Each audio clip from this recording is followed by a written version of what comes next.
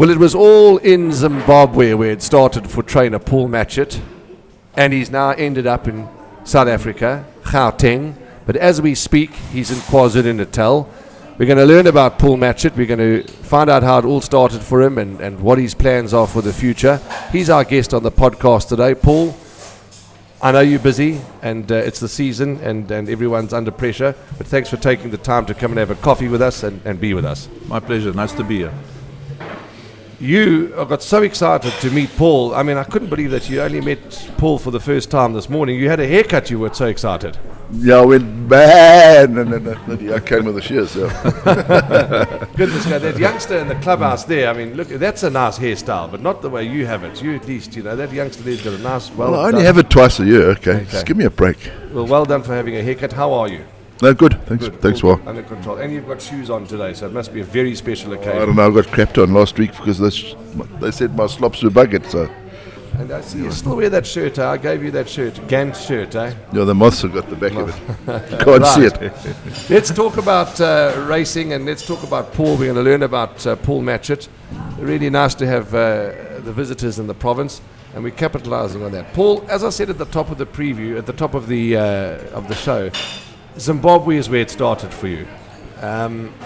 What a beautiful place and a passionate racing community in Zimbabwe. That's right, Warren. There was some very good, as you know, racing personalities and trainers and owners that came from Zimbabwean horses, and it all started from days of me being a schoolboy. I had a job at the Bordel Park every Saturday afternoon loading the horses, and used to have to bunk out of rugby games and all that to get to the races and to earn cash and see the horses. So that's what I did.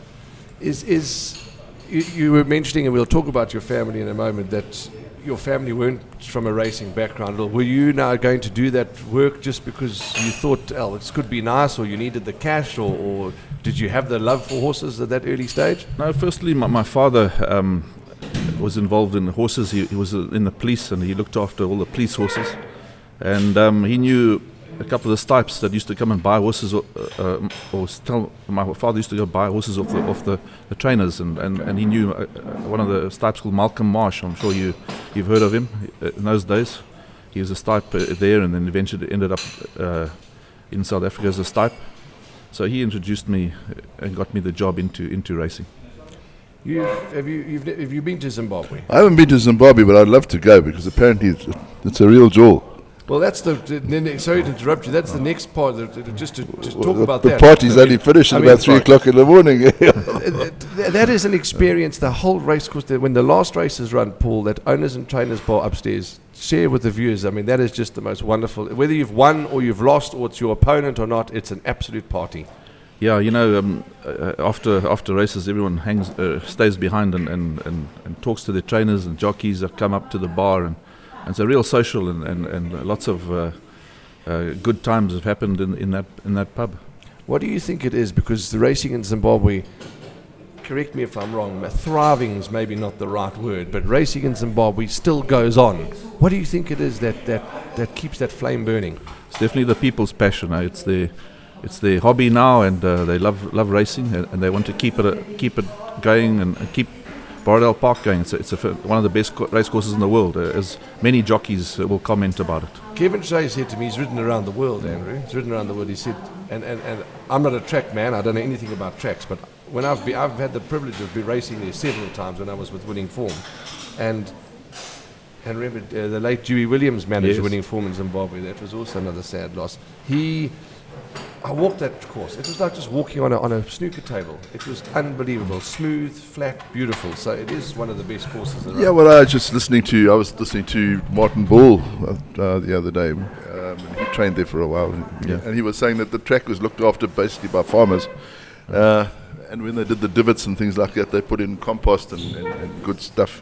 Not just pile it up with sand. Correct. Even tobacco scrap came off the tobacco floors. Tobacco farm, that's and right. They top dressed it with the tobacco, and they really looked after that course, and it was a nice wide course. And those days we had a course manager called Irishman called Paddy Costello, and that was his little baby. And if you abused the grass or pinched it, you were in big trouble. They used to fine you heavily, 1,000 rand a horse.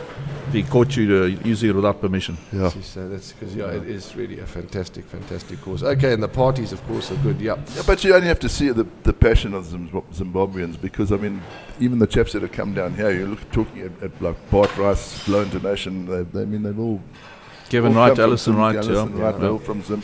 Yeah. They're passionate about the game. That's right. They certainly are, and yeah, it's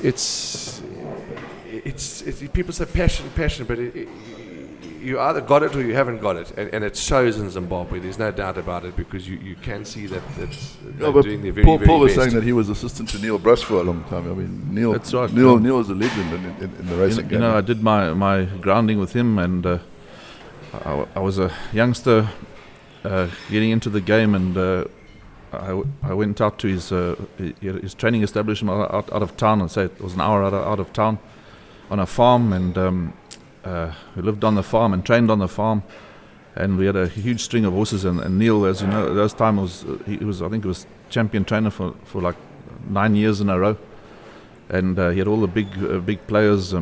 Those days there was T.C. Hardy and Tony Tabra, the big supporters of his yard. And yes, I learnt a lot of good things from Neil Bruss. Yeah, he was a horseman of note, and a raconteur of note. He could tell a good story too. That's right. His famous saying was after the races, "Win or lose, into the booze." Talk about that. There was a sale at the Hollywood Bets. Well, it was the Greyville Parade Ring at the time, but it's now the Hollywood Bets Greyville Parade Ring. Remember that? You and I sat with Neil. Yeah. And the sale was over, and he said we were going to go back and get home, and he said, no, sit and have a beer. I've got a few stories to tell you. Well, we ended up there for hours after many beers, and he was just wonderful, and a sad loss. I mean, how many years has he been? Can you remember? He's been gone a few years now. About hasn't two he? or 3 years. Yeah, he was a loss. So he's a good man. Yeah. But yourself was you were a champion trainer a couple of times in Zim. Yes, we managed to get to the top, and I think 2 years consecutively, and then it's we run up many times to top trainers, Mike Clements, Murray Lindley, the late Murray Lindley, and those all top guys that were in the game in those days, and they used to come down here and race here, and that's where we were. Is Mike Clemens still in Singapore? Yes, he's doing very well there. He's one of the top guys in Singapore now. Please feel free to have a sip of your coffee, because I'm going to rack his brains now. I don't want your coffee to get Not cold. much to rack. Okay. You were talking about Martin Ball. Talking about Martin Ball now, who's obviously at the South African Jockey Academy. And one thing, and I'm not blowing smoke up, people say blowing smoke, all that nonsense. I'm just telling a fact. With the Zimbabweans, they're not scared to work. They're not scared to get involved. And Martin Ball's not scared to get involved and get busy. And they've had to work. Everyone has to work, but I'm just talking about the Zimbos. They get down and make things happen. Yeah, well, you can hardly say Marty's a Zimbo. I think he comes from England, doesn't he, somewhere? Yeah. Well, yes, but I'm just joking. But I mean, he puts in the graft, and I must say he can read a race like a book. Yeah. So the apprentices are in good hands. Yeah. He knows exactly what to do, and he can pick them out. And I see him just about every morning, because he's at Ashburton now, because Nicky's gone off to Greece or somewhere. Yes, that's right. Yeah. Yeah. So he's backed by another Zimbabwean, Robert Moore. Robert Moore, that's right. Yes, I watch Martin closely, and they're good mates, but he's quite harsh with Martin sometimes, I think, or Robert. No, but I do. Robert's Robert's both a do hard great man. jobs. Yeah. Yeah, Robert's old school. His father Ivan, champion jockey, top trainer in his time. Daryl Great, Moore. Daryl Moore, the grandfather of Ivan. Yeah. And Ivan's a salt of the earth man, gentleman of note. We've only got one complaint about Robert Moore. He steals all the top apprentices. He was here at the clubhouse. He leaves the comic cars and pilots here. Now we're fortunate to get a lot of the good apprentices up there now, thanks to Robert, definitely. He was here for breakfast the other day, Robert. A good man, as you say, and a good hard worker. He works hard with us. Marty's a good boy too. Okay, so champion trainer, then runner-up many times. Then when did the move come about for you to come across to the border to South Africa, and why Joburg and not anywhere else? I'd just like to say, the stake money, or the money in the political situation in Zim wasn't great. Money was becoming the inflation rates were very high, and I thought, well, it's time to move now. Racing was going down a bit. So I moved in 2002 straight to Joburg, closer to the border. First stop, it didn't work. I could carry on wherever. So we got to Joburg and stayed there, and that's where we still are. Paul, you've trained some fabulous champions in your time. The podcast, we haven't got enough time to go through each and every one of them, but let's talk about a couple of the good ones, and I'll go straight to you, to tell us about Brave Mary and Teaser, and the list goes on. Yeah, Warren, we'll start off with, Teaser, was by another sire that came from Zimbabwe, goalkeeper, who did racing he had a lot of winners in South Africa, Gold Tax and a couple of others to mention. There's quite a few. But Teaser was a decent horse, and he won the Merchants here, and he was top champion 2-year-old in Joburg, and then he won the Merchants here in Durban the same season as I brought down another his stable companion was Let's Rock and Roll. He won the big Golden Horse Casino Sprint Group 1 race with Randall Simons, his first just come out of his apprenticeship, and he won his first Group 1 on Let's Rock and Roll. Bred by the Nicholases in Moy River. Okay, were they also Zimbabwean? Yes, they were. Yeah, they were. You blokes all stick together like birds. Well, we have to. Strangers in a new country, you don't want to overstep our boundaries. And then moving on from those sort of decent horses, we got a horse called Cerise Cherry. The same year we had another horse called Mount Hood. They both came to my yard together as 2-year-olds. They both came to Durban. They raced in the top company. They ran in Group 1s and ran second and thirds most of the time. To a couple of good. Charles Laird had some very good horses. I think Warm White Knight was one of them. And there's an ROC Australian horse that was always beating Cerise Cherry. But then those two got on the plane and they went to Hong Kong to race. And amazing. Went to the races everywhere together in South Africa. Stepped up and went into Hong Kong, and Cerise Cherry won the biggest sprint race there, which, as you know, the prize money was huge. Yes. So he did very well for in those days an owner called Joe Abreu. And we had a lot of success together in those colours. We had a lot of winners. And then we carried on. Scottsville's always been a good hunting ground for us. Brave Mary. Yes. She won the Alan Robertson Group 1. And then more recently we've had... last season we had some lovely Group 1 winners with Battle Force, son of Active War, and the daughter of Active War. War of Athena, as you know, won the Triple Crown for us, and she's been a fantastic servant to our stable. Let's talk about her for a moment. Watching those races, you just get. I remember watching an interview with you once. You get better and better, and she was a scary horse. She was so good. That's right. She was a brilliant filly, and that's what champions are all about. A true champion. Yeah. You've seen racing. I'm not being funny. You've watched champions through your whole life. You've been in the game longer than I have, and to see these top horses, it's we were treated this past weekend. You look at a performance like Captain's Ransom. How was that performance? And we've just got champion all over the place. Yeah, I know. It's a privilege to actually watch those horses race. For any race goes, to see those horses in action is truly the ultimate. Yeah. And she got on so well with Muzi. They gelled well. And Zim, what you had some decent horses there too. Yes, I actually had some very good horses that won lots of big races there. In fact, I think I won every feature race in Zimbabwe, every distance. But we had the horses like Doobie Daring. He came, I brought him down to Joburg. We used to fly them in those days, and he won a good A division race in Joburg. Then he had a horse called Hideout. He was one of my best horses I've trained in my career. And he came down. He was my first run in the Durban July when I brought him down. He ran midfield, but he wasn't far off. But at least he had a run in the July, and he won quite a few races in Joburg. And there's so many good horses. Well, you've obviously won the Tankard, the Castle Tankard. Yes, Hideout won the Castle Tankard for me. Okay. And we had we won the OK Grand Challenge with the horse. Even recently, I took a horse up there and won it. Yes, that's right. I'm trying to think of the horse's name now. You see, we're all getting old. Yeah, sorry. Memory, John. That's the problem. Time doesn't wait for anybody. No. But okay, you've got at the moment. Let's fast forward a bit. You're based in Johannesburg. You're obviously in KwaZulu-Natal for the season, and tell us about what's happening now at the Matchett Yard. You've got a lovely band of owners that support you. Yeah, we've got a great supporting group, and we have just under 70 horses in training. We bought a couple of nice youngsters already for next season. Right. And we just move along at our own pace, and we're grateful for what we've got, and we look forward to the future all the time.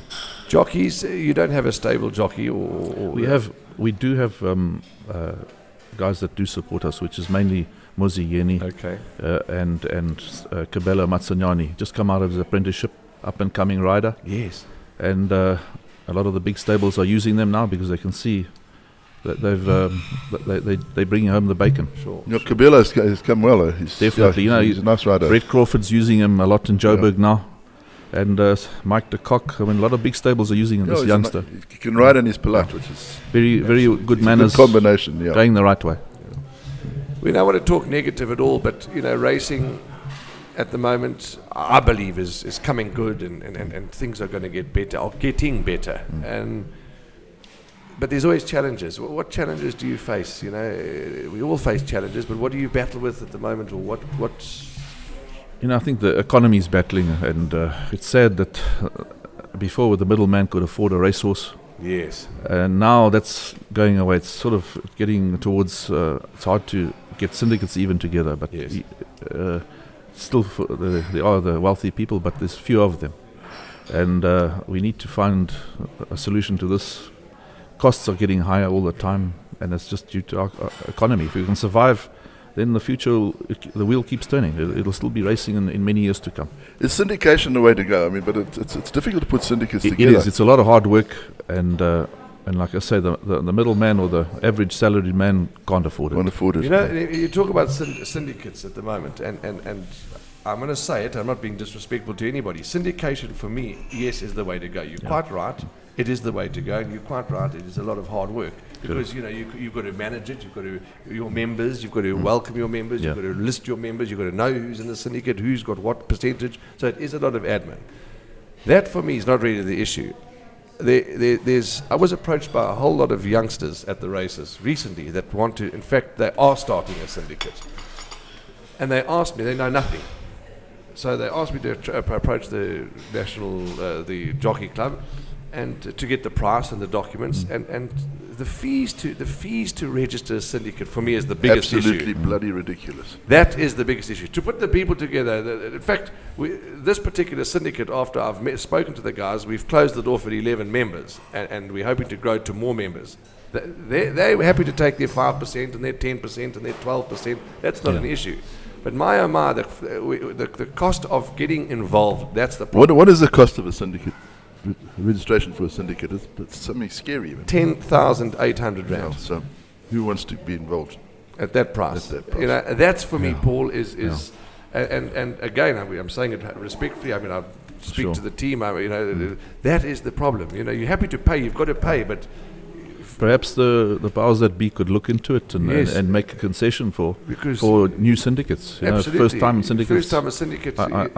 People say 10,000. It's a lot of cash. There's a lot of cash. Before you doesn't matter. You're spreading it between 10 people or 20 people. Doesn't matter. Just to get a new syndicate together and keep the cost down, so they can basically come into the game and enjoy it. What's the thing with syndicate? If you're in a syndicate, do you have to have individual colours as well? No.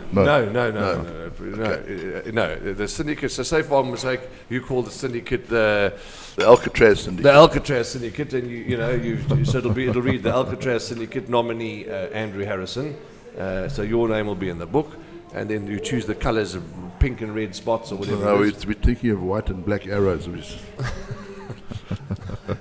You naughty, but so you don't have to each so if there's 80 members in the syndicate, you don't have to have 80. Right, okay.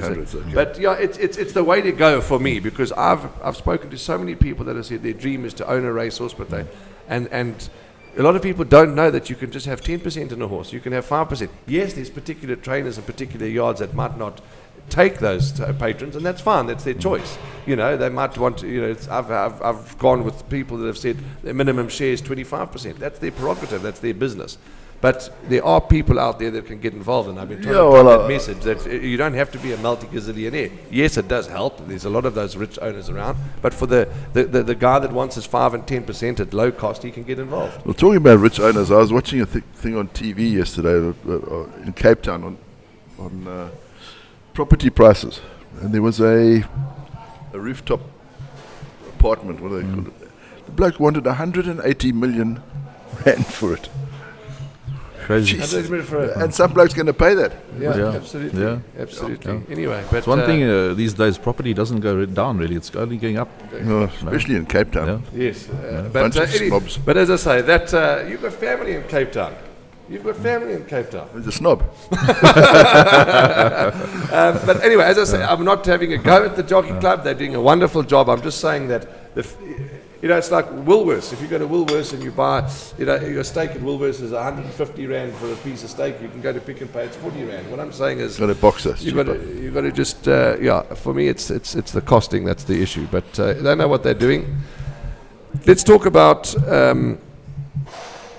your KZN campaign. You've picked your races, you've picked your spots, and you've had a couple of winners down here already. Yeah, Warren, we've brought down 25 horses, and they're settling in still. There's a couple that are doing well, and there's a couple that are taking time to settle in, but we're here for still another 2 months. So we're patient, and like you say, we'll select the races, and hopefully when the horses are ready, we'll nominate and hopefully get a draw. It's another problem, trying to get good draws at gravel, not easy. Yeah. But we just have to be patient. Paul, what do you think about the poly track at gravel? It has its place. It's a tough little track. It suits certain horses and it doesn't suit. I'm bringing down some horses that are used to the long turpentine straight. I'm afraid they're not going to perform on the poly track. Do you find that the older horses perform better on the poly? They're sort of. Look, I don't really know. I'm not really qualified to. Okay. I haven't used it a lot, but what I can see, it does suit horses that have early gate speed. Yeah. Racing is this weekend, and I just want to chat to you about a couple of your runners because you always you clearly believe it's important to be transparent and receptive to the media because every time we've approached you, you've accepted. It's a big part of the game that I think we've had to work at. Definitely, Warren. It's a thing that the racing public out there, they want to hear from the trainers and jockeys. It's important so that they want to put their 10 rand down and have a punt, or some are a bit bigger. But average man, he likes to try and win some cash to buy the groceries. Sure. So he wants to hear your opinions, and that's what you have to give. It's funny. I was reading a piece yesterday on trainers in England. Some of them are receptive, other ones just tell you to bugger off. That's the old school. I think the old days.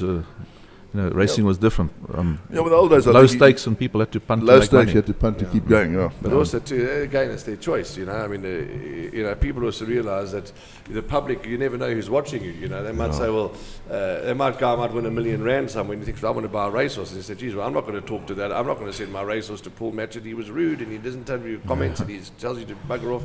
It's all about the marketing. It's about what the public perceives. One trainer I would love to have talked to was Barney Curley in England. He must have been an absolute blooming legend. He wouldn't. He didn't. Brilliant. He was brilliant. But I actually want to get his book. If anybody's out there listening, I want to Barney Curley's book. Stop saying if anybody's listening. We've got thousands of followers. Okay, but maybe they haven't got the book. Getting a little back. Yeah. Talking about thousands of followers, you see that hacking out to everybody. You see, I'm still being hacked, eh? So a lot of people are being caught with these hackers. My Instagram account's been hacked. They're wanting to try and get money. The problem is they're trying to get money out of my account. There is no money in the account. I'll join the club. But anyway, watch out. If anyone gets Instagram requests from me asking you to buy cryptocurrency, it's not me. Let's talk about some horses that are going to run on Saturday, Paul. Vasilicos won a very good race last time. Yes, look, it was a distance a bit short for him, but I think the horse that ran second to him is a decent horse. Also Glenn Cotson's, I think it ran in the Group 1 the other day, not far off. Yes. And look, we've kept him at Greyville, and it's 1,200 on Saturday. I think it'll suit him better than the last time. Good draw, so rate him as a big runner. And then in the gate crasher is Eye of the Prophet. Now, he's been boxing on nicely in Gauteng. Yes, he showed. It's also showed me a lot of promise, but he was a bit coltish. So we've done the deed. We've picked his pockets, and he's now a gelding, and he seems to be concentrating a bit better. It's a run, just his first run from being a gelding. We're going to show him the course at Greyville. I want to just see a horse running on at the finish. It's a tough race, but he shouldn't be too far off. And look, he's not quite ready, but it's his first start here in KZN. And then the Tibushina Stakes, you've got a horse there for the Capnius brothers, if my memory serves me correct. No, the Vasilicos is for the Capnius brothers. You own Look yourself, and how's she doing coming into the race? Look, she's working very well. It's a tough race for her, but just trying to get a bit of minor black type, and she's drawn okay, so we're hoping for that. Andrew, some top quality racing on the weekend, and just before we talk to Paul further and just thank him for his time and all the rest of it, there's some top quality feature. Are you going racing? I have to. I don't, because I'm not on the roster, so I'll be watching you work from home. Devonair Stakes, which is a listed event, Gate Crasher Stakes listed, Cup Trial at Group 3, the Tibushina Stakes at Group 2, Gold Challenge is a Grade 1, the Durban Dash is there. The Gold Challenge, of course, is the Hollywood Bets Gold Challenge for 1.25 million. Anything that stands out, or are you on the fence? No, I think the Gold Challenge, Hollywood Bets Gold Challenge, I think Jet Dark is the obvious choice there. Okay. He always runs flat first time after a break. Okay. And he's a top miler. I'm not disagreeing with you. And Paul, if you want to, you might have looked at the field and you may have a selection, but Jet Dark, correct, a big winning chance. I don't know, I've got a feeling that MK's Pride will be suited to the track, the Hollywood Bets Greyville tight track. Could I be wrong? I don't think he's in the same class. Okay. That's my opinion. No, you're entitled to it. Have you had a look at that big race? Do you think I Jet Dark there? A good look, but those two horses do catch my eye. I mean, on his day, MK can run, and Jet Dark's a top quality horse. Yeah. You can't take that away from him. So it's nice to see him in action, and I'm sure they will both run. I think well. MK's probably a bit over 7 furlongs. I don't know if 14. Yeah. I don't think if he stays 8. Andrew, we thought that, but he won a very good mile in Joburg, and he won easily. Yeah. I think he'll be okay in the mile. I think it all made us pay attention. Yeah. Then the Durban Dash. Now that's going to be good because Master Archie, is that your first choice? Master I can't Archie. remember. That's 2 weeks ago that I did the race card. Master Archie, he's a good sprinter. He's fast. I think he's about to. And then the Tibushina Stakes, of course, there's Marina and Supreme Quest. So we've got some top quality racing. The Gate Crasher, there's Union Square there for Mike de Kock, and that's another top quality field. Little Mary Sunshine and the Devonair Stakes. Cup Trial. Cup Trial, Mount Anderson, Gentleman's Wager, Warrior, Gainsford. We did interviews this morning with the trainers, so there's going to be lots of Warrior? interviews. Warrior's going to have an outstanding chance. My only concern with Warrior is that it's been 15 weeks since his last run. Might just need one to tighten up, but he's a good horse and he's got a good chance, no doubt. He's entered for the Hollywood Bets Durban July, isn't he? Yeah.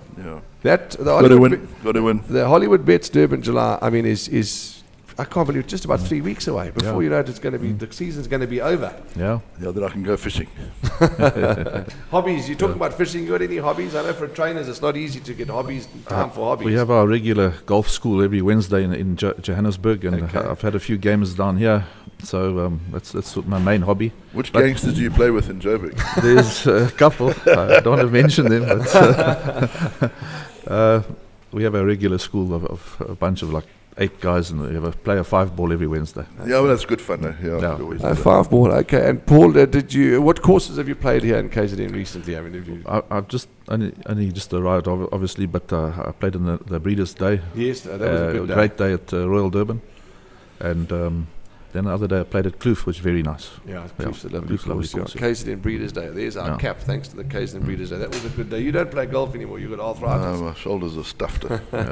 Paul, I know you're busy, and it's been lovely just to chat and hear your story and get to know you a little bit better. And we wish you all the best. And lovely to have you in KZN, and let's hope we'll have you on somewhere along the line in a Group 1 podium or in any winning podium's a good place to be. And we wish you all the best. Lovely. Thanks for having me on the show. It's nice to have an outsider for a change instead of the local. The locals, absolutely. Listen, don't local talk. rebel. I might be in trouble. The locals might get a bit aggressive here.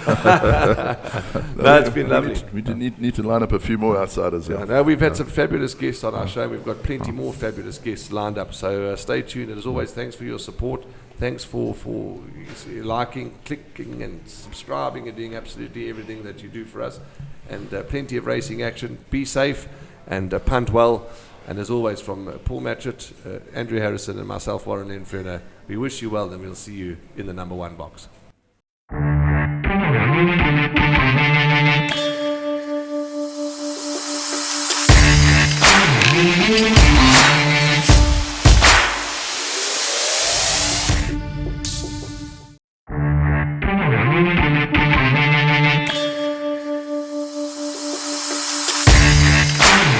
right back.